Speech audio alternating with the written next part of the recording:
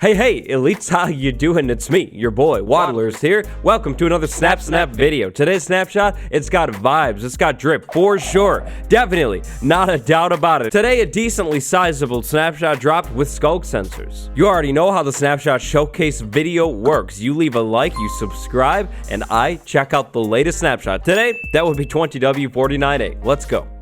So, 20W49A, it comes with two major new things. The SCULK sensor, finally, and a brand new cave biome, actually, which I think is where we should start. So, check this out. Go under the ground in here, and we are going to actually find, well, actually absolutely nothing, because the brand new cave biome does not generate in a world quite yet. If you want to check this out, you're going to have to create a custom world for it.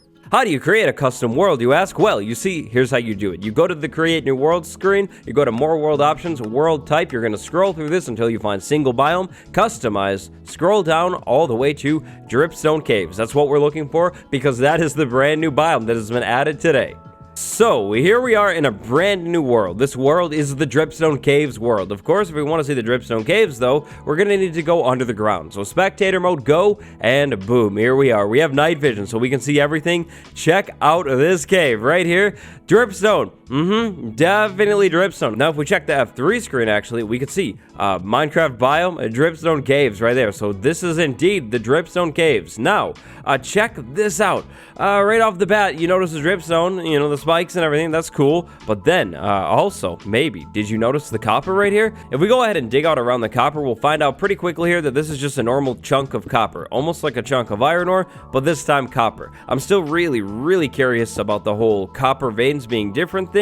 I wonder if that's still going to be a thing, but it doesn't look like it really is today. But anyways, Dripstone Caves, here we go. We have lots of dripstone blocks all over the place, connecting the floor to the ceiling. It almost reminds me of structures in the Soul Sand Valley. You know what I'm talking about, those basalt pillars. But anyways, then we have pointy floor rock, pointy ceiling rock. That's right. Your boy's not even gonna try this time. We have these things, lots and lots of pointed dripstone. Now, let's go ahead and go down a little bit farther, and here we have an even more impressive dripstone cave. Now, ignore the SCULK sensor. I put that one there for a screenshot that I put out on Twitter. Now, while we're here, real quick, let's actually go ahead and talk about a small pointed dripstone change that happened in this snapshot. If we place this pointed dripstone from the floor, and then we place it from the ceiling, eventually, once the pointed dripstone gets long enough, it'll automatically connect. So that functionality is not new. This is the new one. Let's say we wanted pointed dripstone from the floor, from the ceiling, separate. Well, if we crouch, place the pointed dripstone, then it won't connect. If you check the Minecraft subreddit at all, pointed dripstone, it makes amazing teeth.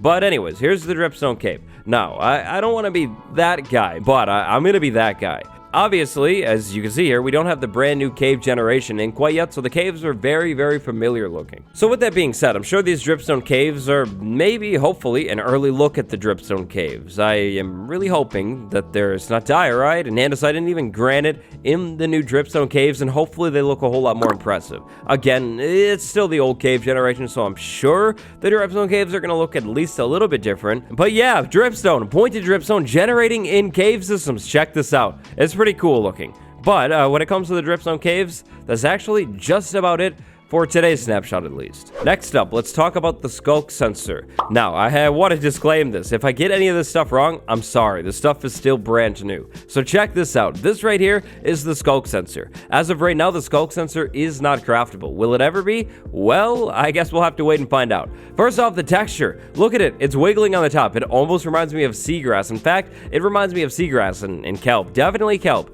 Big time. Definitely watery vibes for sure. Speaking of vibes, the SCULK sensor is all about those things. That's what the SCULK sensor does. So, right now, I'm crouching. As you can see here, the SCULK sensor has not detected me. But let's go ahead and maybe just maybe stop crouching and then walk around. Watch the SCULK sensor.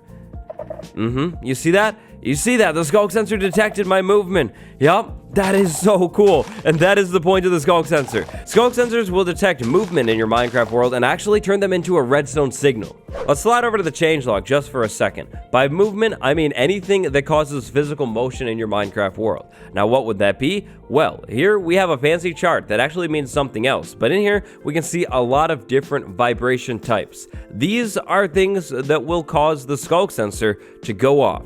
All of this stuff right here. Yeah, there is a lot. One thing, however, that will not cause the skulk sensor to go off is another skulk sensor. So check this out. Let's go ahead and move up here in between the skulk sensors, and then we move right here. Both skulk sensors detected me, but they don't detect each other. This functionality, it's probably for the best, because otherwise you could end up with a skulk sensor chain, which would probably cause a lot of lag in your world, and definitely make it a whole lot harder to work with these things. So what if we wanted one skulk sensor to detect another one? How would we do that? Well, that should actually be pretty simple. If we place a trapdoor right there, and then another one right here, they will detect each other, or they should at least.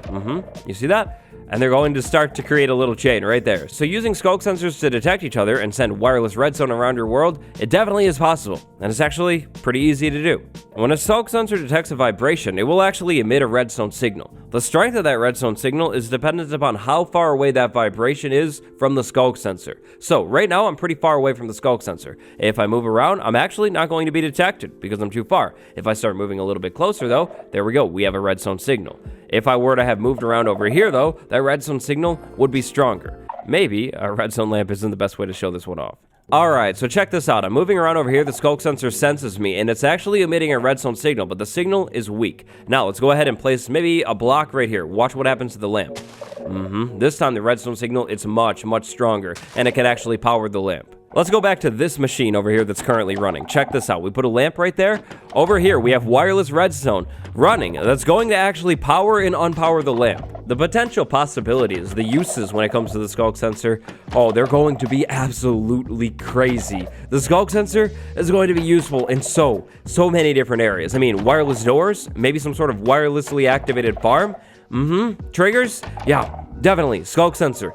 All the way, for sure. The skulk sensor activation radius, what is it? Well, currently, the skulk sensor can detect vibrations in an 8-block radius around the thing. So if we're out here, the skulk sensor, it's not going to detect me, I'm too far. But that sheep, that's a little bit closer. It's definitely within range of the skulk sensor, as you saw. Interestingly, if you want to pick up a skulk sensor, well, yeah, you could definitely do that. You could mine it with your hand and you'll get the skulk sensor back, but the better way to do things would be with a hoe, which means the skulk sensor is some sort of plant. Remember, in Minecraft 1.16, also known as the hoe update, hoes got a massive update. In that update, the hoe became the ideal tool to use when breaking things like the nether wart block, leaves, and shroomlight. So is the skulk sensor a plant? Well, while not technically confirmed, it probably is going to be a plant or some sort of living organism, like the sponge. The skulk sensor, at least the top movie bit, looks a whole lot like seagrass and more so kelp. It can also, just like seagrass and kelp, be waterlogged. Well, then again, the seagrass kelp, not really waterloggable. They need to be in the water. For the skulk sensor, you can waterlog it. Another property of the skulk sensor becomes very, very obvious when you place it under the water, more so in dark water. We place it down, then we go ahead and activate it, and it actually emits a little bit of light itself when activated. You see that right there? And hey, by the way, look at that. Copper right there.